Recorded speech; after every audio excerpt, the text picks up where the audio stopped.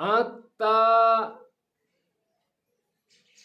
অবস্থানিক রূপে তার ব্যাপকতাকে বজায় রেখে চলেছে। জীব অজান্তে তার ব্যাপকতা ভুগতে থাকে সূক্ষ্ম অনুভূতি দ্বারা। গোচর অগোচরে আত্মার নিজের বৈশিষ্ট্য বজায় রেখে চলে। ব্যাপকতা আত্মার ধর্ম, নিজেকে অস্তিত্বে থাকতে হয়।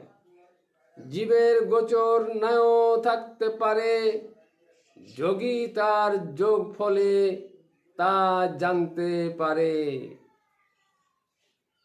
স্পর্শের অন্তরালে প্রকাশকালে আত্মা অবস্থানিক রূপেই